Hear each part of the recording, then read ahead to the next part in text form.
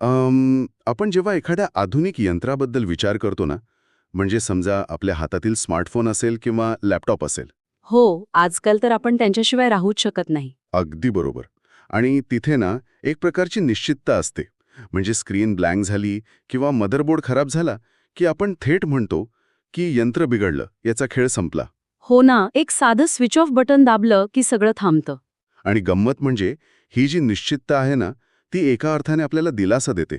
म्हणजे आपल्या मानवी मेंदूला गोष्टी अशा स्पष्टपणे बघायला, एका लॉजिकल चौकटीत बसवायला खूप आवडतात. अगदी खरंय. ब्लॅक अँड व्हाईट बघायला आवडतं आपल्याला.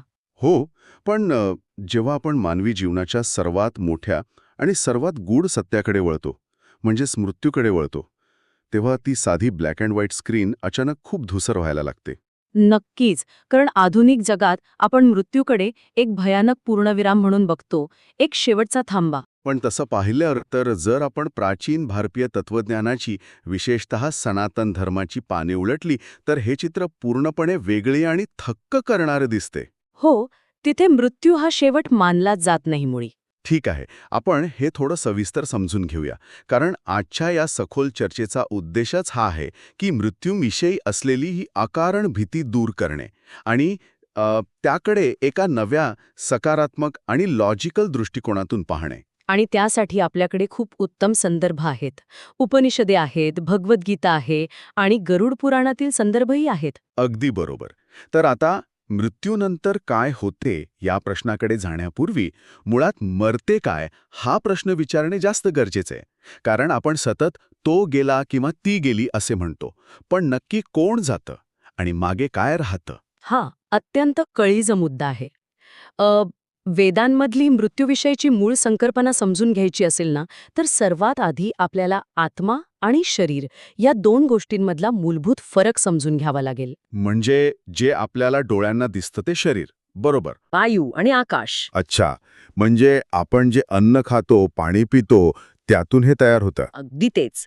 आणि जेव्हा मृत्यूची वेळ येते, तेव्हा हे भौतिक शरीर आपली कार्यक्षमता गमावते आणि ज्या 5 तत्वांतून ते निर्माण झाले होते, त्याच 5 तत्वांमध्ये निसर्गाच्या नियमानुसार पुन्हा विलीन होते. बापरे. म्हणजे एका अर्थाने निसर्ग आपले कर्ज परत मागतो. शरीरातील कार्बन, पाणी हे सगळं पुन्हा मातीत आणि हवेत मिसळून जातं. तसंच म्हणता येईल. आणि सगळ्यात महत्वाची गोष्ट म्हणजे या प्रक्रियेत आत्माला किंवा चेतनेला काहीही होत नाही. म्हणजे आत्मा तसाच राहतो. हो ना? आत्मा, ज्याला आपण शुद्ध चेतना म्हणतो, तो अविनाशी आणि शाश्वत आहे. तो जन्मालाही येत नाही आणि मरतही नाही. म्हणूनच वेदांमध्ये मृत्यू या शब्दासाठी देहांत हा शब्द वापरलाय ना? अगदी बरोबर. देहांत म्हणजे केवळ देहाचा अंत. तिथे कुठेही त्याला जिवंत किंवा जीवनाचा अंत असे म्हटलेले नाहीये. ते शुद्ध वाटतंय. म्हणजे मला इथे भगवद्गीतेतील एक सोपं उदाहरण आठवतंय. ते कपड्यांचं उदाहरण ना? हो, आपण जसे जुने फाटके कपडे काढून टाकतो आणि नवीन कपडे घालतो, अगदी त्याचप्रमाणे हा आत्मा जुने शरीर टाकून देतो आणि नवीन शरीर धारण करतो. पण मला इथे एक युक्तिवाद करावासा वाटतो. नक्कीच. सांग ना, काय विचार येतोय मनात? म्हणजे बघ, जर हे सगळं खरोखर इतकं सोपं आहे, जर मृत्यू म्हणजे फक्त जुने कपडे बदलण्यासारखे आहे, तर मग संपूर्ण मानवजातीला मृत्यूची एवढी प्रचंड भीती का वाटते? हा प्रश्न खूप स्वाभाविक आहे. हो ना, कारण आपण दररोज सकाळी कपडे बदलताना कुणीही रडत नाही किंवा घाबरत नाही. मग मृत्यूचा नुसता विचारही इतका भीतीदायक का वाटतो? इथली सर्वात आकर्षक गोष्ट म्हणजे आपण स्वतःची ओळख नेमकी कशाशी जोडली आहे हे समजून घेणं. ओळख म्हणजे आयडेंटिटी. हो, आपण भौतिक जगात वावरताना स्वतःला त्या कपड्यांशी म्हणजेच या भौतिक शरीराशी इतके एकरूप करून घेतो की आपण आपले मूळ शाश्वत स्वरूप पूर्णपणे विसरून जातो. अच्छा, म्हणजे मी हे शरीरच आहे असं आपण मानू लागतो. अगदी तेच. छांदोग्य उपनिषद हेच स्पष्ट करतं. अज्ञानामुळे आपण विचार करतो की माझा चेहरा, माझे नाव, माझा हुद्दा हीच माझी संपूर्ण ओळख आहे. आणि जेव्हा हे शरीर नष्ट होण्याची वेळ येते, तेव्हा माणसाला वाटते की मीच कायमचा नष्ट होणार आहे. 100% आपण गाडीलाच स्वतःला ड्रायव्हर समजण्याची मोठी चूक करत असतो. अरे च्या, हे उदाहरण खूप भारी आहे. हो ना? जर तुम्ही स्वतःलाच फक्त एक वाहन समजून बसलात आणि त्या वाहनाचा अपघात झाला, तर तुम्हाला वाटेल की तुमचाही अंत झाला. पण जर मला पक्के माहीत असेल की मी त्या वाहनाचा केवळ चालक आहे, तर वाहन नष्ट झाल्यावरही मी सुरक्षित आहे याची खात्री मला असते. अगदी बरोबर. म्हणूनच मृत्यूची भीती ही केवळ अज्ञानाची भीती आहे. हा विचार खूपच स्पष्टता देणार आहे. पण मग इथे एक मेकॅनिकल प्रश्न उभा राहतो. कोणता? जर शरीर हे फक्त कपडे किंवा वाहन आहे, तर मग आत्मा या शरीरातून बाहेर कसा पडतो? ती प्रत्यक्ष प्रक्रिया कशी असते? म्हणजे तुला म्हणायचंय की वैद्यकीयदृष्ट्या मृत्यूच्या वेळी नक्की काय होतं? हो, कारण आपण बघतो की भौतिक शरीर तिथेच बेडवर पडलेले असते, अवयव काम करणे थांबवतात. मग पुढे नक्की काय जातं? इथे प्राचीन तत्वज्ञानातील सूक्ष्म शरीराची संकल्पना अत्यंत महत्वाची ठरते. सूक्ष्म शरीर म्हणजे सबटल बॉडी. होय, भौतिक शरीर पंचमहाभूतांत विलीन होते हे आपण पाहिलं, पण चेतनेसोबत जे पुढे प्रवास करते ते असते सूक्ष्म शरीर. अच्छा, मग या सूक्ष्म शरीरात नक्की काय काय असतं? यामध्ये प्रामुख्याने मन, बुद्धी, अहंकार आणि आपले संस्कार यांचा समावेश असतो. संस्कार म्हणजे आपण आयुष्यभर केलेल्या कर्मांचे आणि अनुभवांचे रेकॉर्ड्स, बरोबर? अगदी बरोबर. एका अर्थाने तो आपल्या संपूर्ण आयुष्याचा डेटा असतो. भौतिक शरीर संपले तरी हा डेटा आत्म्यासोबत पुढील प्रवासाला निघतो. अरे वा, हे समजण्यासाठी माझ्या मनात एका आधुनिक उदाहरणाचा विचार येत होता. नक्की सांग, कोणतं उदाहरण? हे अगदी आजकालच्या क्लाउड बॅकअपसारखं वाटत नाही का? Cloud backup. कसं काय? म्हणजे बघ, समजा माझा जुना स्मार्टफोन अचानक खराब झाला.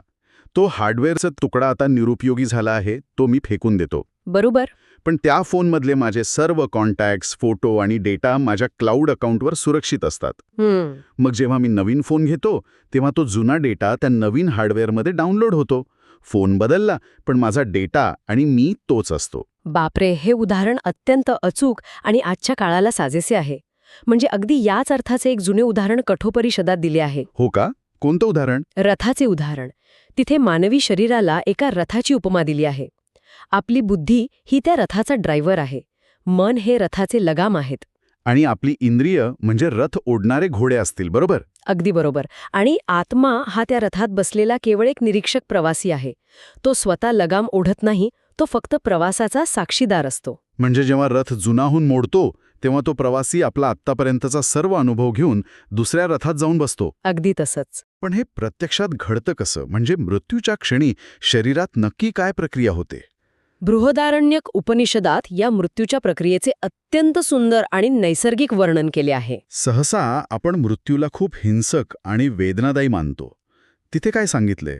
तिथे म्हटले आहे की जसे एखादे पिकलेले फळ म्हणजे आंबा किंवा उंबर असेल, ते पूर्ण पिकल्यानंतर अगदी अलगद आपल्या देठापासून वेगळे होते. अच्छा, म्हणजे फळ तोडण्यासाठी कोणतीही बळजबरी करावी लागत नाही. अजिबात नाही. अगदी त्याच नैसर्गिक पद्धतीने सूक्ष्म शरीर या भौतिक शरीरापासून वेगळे होते. वा, हे ऐकायला खूपच शांत वाटतंय. तसंच आणखी एक उदाहरण आहे. जसा एखादा मासा नदीत एका किनाऱ्यावरून दुसऱ्या किनाऱ्यावर अत्यंत मुक्तपणे जातो, तसा हा प्रवास असतो. म्हणजे शरीरातील प्राणशक्ती जेव्हा ऊर्जा काढून घेते, तेव्हा शरीर थांबतं, जसं उपकरणाची बॅटरी संपताना होतं. होय, आधी स्क्रीन अंधुक होते आणि मग मशीन शांत होते. तसंच इथेच हा विषय खऱ्या अर्थाने रंजक होतो. कारण हे ऐकल्यावर मृत्यूकडे पाहण्याचा दृष्टिकोनच बदलून जातो. पण माझ्या मनात एक मोठा प्रश्न निर्माण होत आहे. नक्कीच, विचार ना. जेव्हा एखादी व्यक्ती शरीर सोडते आणि तिला नवीन शरीर मिळते, या दोन घटनांच्या मधल्या काळात काय होते? तो लगेच दुसऱ्या सेकंदाला जन्म घेतो का? हा प्रवासातला एक अत्यंत गुंतागुंतीचा आणि महत्वाचा टप्पा आहे. गरुड पुराणात या मधल्या स्थितीचे अतिशय सविस्तर विश्लेषण आले आहे. अच्छा, मग या स्थितीत आत्मा काय करतो? शरीर सोडल्यानंतर सूक्ष्म शरीर भौतिक जगाच्या मर्यादेतून बाहेर येते. भौतिक शरीरात असताना आपला मेंदू एका ठराविक चौकटीच विचार करू शकतो, पण आता ती बंधने नसतात. म्हणजे त्याला सगळं स्पष्ट दिसतं. हो, या अवस्थेत आत्मा आपल्या नुकत्याच पूर्ण झालेल्या जीवनाचे एक प्रकारे सिंहावलोकन करतो, ज्याला आपण लाईफ रिव्ह्यू म्हणू शकतो. म्हणजे एखाद्या चित्रपटाचा फ्लॅशबॅक पाहिल्यासारखा. त्याहूनही खूप जास्त खोल. आपण भौतिक जगात असताना आपल्याला अनेक गोष्टींचे संदर्भ समजत नाहीत. हो ना, म्हणजे चांगल्या माणसांसोबत वाईट गोष्टी का घडल्या किंवा अकाली आजारपण का आलं. अगदी. जगात वावरताना हे सर्व अत्यंत अन्यायकारक वाटते. आपण नशिबाला दोष देतो. कारण आपल्याला पूर्ण चित्र दिसत नसतं. बरोबर. पण या मधल्या स्थितीत आत्म्याला कर्माचे विज्ञान अत्यंत स्पष्टपणे समजते. तो स्वतःच्या आयुष्याकडे एका तटस्थ निरीक्षकासारखा पाहतो. म्हणजे न्यूटनच्या नियमासारखं प्रत्येक क्रियेला प्रतिक्रिया असते. तसंच काहीसं. या विश्वात प्रत्येक विचार आणि कृतीची एक प्रतिक्रिया असते. यामधल्या काळात आत्म्याला हे सर्व गणित अत्यंत पारदर्शकपणे समजते. मग हे सर्व समजल्यानंतर पुढे काय? नवीन शरीर कसं मिळतं?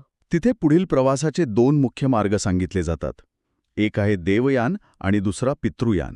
यातला देवयान मार्ग कोणासाठी असतो? देवयान हा प्रकाशाचा मार्ग आहे. ज्यांनी अत्यंत उच्च आध्यात्मिक ज्ञान प्राप्त केले आहे आणि ज्यांच्या सर्व भौतिक इच्छा संपुष्टात आल्या आहेत, त्यांचा प्रवास या मार्गाने होतो. म्हणजे त्यांना पुन्हा जन्म घ्यावा लागत नाही. नाही, ती चेतना सर्वोच्च सत्यात विलीन होते. आणि ज्यांच्या इच्छा अजूनही बाकी आहेत, त्यांचं काय? त्यांचा प्रवास पितृयान मार्गाने होतो. समजा एखाद्याने खूप चांगली कर्मे केली आहेत, पण मनात अजूनही भौतिक सुखांच्या इच्छा आहेत. म्हणजे पैसा किंवा सत्तेची इच्छा. हो, अशा व्यक्तीचे सूक्ष्म शरीर काही काळ इतर सूक्ष्म लोकांमध्ये राहून पुण्याचे फळ भोगते, ज्याला आपण स्वर्ग म्हणतो. पण हे कायमस्वरूपी नसते. अच्छा, म्हणजे बँक बॅलन्स संपला की परत यावं लागतं. अगदी तसंच. तुमची पुण्याची कमाई संपली की तुमच्यातील इच्छांचे बीज पुन्हा रुजण्यासाठी एका नवीन भौतिक शरीराची मागणी करते. ते तुम्हाला पुन्हा पृथ्वीवर खेचून आणते. हे ऐकताना मला असं वाटते की आपण मृत्यूला एका मोठ्या विश्रांतीसारखे पाहू शकतो का? म्हणजे कसं? थोडं स्पष्ट करशील? म्हणजे बघ, आपण जसे दररोज ऑफिसला जातो, काम करतो आणि थकतो, मग रात्री झोपतो. ती झोप म्हणजे 2 कामाच्या दिवसांच्या मधली विश्रांती असते. बरोबर आहे. त्या झोपेत आपण बॅटरी चार्ज करतो आणि दुसऱ्या दिवशी पुन्हा कामाला लागतो. मृत्यू हा तसाच एक टप्पा आहे का? पुढच्या जन्माची तयारी करण्यासाठी घेतलेली झोप. जर आपण याला व्यापक दृष्टिकोनातून पाहिलं तर हे 100% खरं आहे. हा मधला काळ एका अर्थाने चेतनेच्या उत्क्रांतीचा टप्पा आहे. म्हणजे आपण काय कर्म केलंय यावर तो मधला काळ ठरतो. होय. आणि सनातन धर्मात कोणत्याही कायमस्वरूपी स्वर्गाची किंवा कायमस्वरूपी नरकाची संकल्पना नाहीये, हे स्पष्ट करणं खूप गरजेचं आहे. हो, कारण अनंत काळासाठी शिक्षा देणं हे कोणत्याही लॉजिकमध्ये बसत नाही. अगदी बरोबर. स्वर्ग आणि नरक ह्या फक्त तात्पुरत्या अवस्था आहेत. तो एक प्रकारचा ट्रेनिंग कॅम्प आहे. कर्माचे गणित पूर्ण झाले की पुन्हा पृथ्वीवर यावेच लागते. हे खूपच दिलासादायक आहे की कायमस्वरूपी शिक्षेची कोणतीही भीती यात नाही. पण जर आपण सतत एका शरीरातून दुसऱ्या शरीरात असा प्रवास करतच राहणार आहोत, तर या चक्राचा कधीतरी शेवट होतो का? हो, नक्कीच होतो. आणि त्यासाठीच मोक्षाची संकल्पना आहे. पण हे मुक्तीचे मेकॅनिझम नक्की कसं काम करतं? या चक्राचा मुख्य आधार किंवा इंधन म्हणजे आपल्या इच्छा आणि वासना. म्हणजे जोपर्यंत आपल्या मनात काहीतरी मिळवण्याची इच्छा आहे, तोपर्यंत जन्म घ्यावाच लागेल. बरोबर. निसर्ग आपल्याला वारंवार नवीन शरीर देत राहील. कारण इच्छा पूर्ण करण्यासाठी शरीराची गरज असते. इंधन संपले की गाडी थांबते. पण इच्छा कशा संपणार? आपण माणूस आहोत म्हटल्यावर इच्छा तर होणारच ना. उपनिषदांमध्ये याचं उत्तर खूप सुंदर दिले आहे. जेव्हा अज्ञानाचा अंधार दूर होतो आणि माणसाला स्वतःच्या खऱ्या स्वरूपाची ओळख होते, तेव्हा भौतिक गोष्टींचं आकर्षण आपोआप गळून पडते. अच्छा, मला इथे एक उदाहरण आठवतंय. हे उदाहरण चित्रपटाच्या पडद्याचं आहे. अरे वा, हे खूप छान उदाहरण आहे. सांग ना. आपण जेव्हा चित्रपट पाहतो तेव्हा पडद्यावर युद्ध सुरू असते. लोक रडत असतात. आपण त्यात पूर्णपणे गुंतून जातो. आपल्याला घाम फुटतो. हो, आपण त्याला सत्य मानतो. पण जेव्हा चित्रपट संपतो तेव्हा समोर काय उरते? फक्त एक पांढरा, स्वच्छ, शांत पडदा. चित्रपटातल्या आगीने तो पडदा जळत नाही किंवा पावसात भिजत नाही. अतिशय सखोल अर्थाचे उदाहरण आहे हे. यावरून एक प्रश्न निर्माण होतो की आपण स्वतःला चित्रपट समजतो की तो पांढरा पडदा? म्हणजे तो पडदा आपला आत्मा आहे. होय.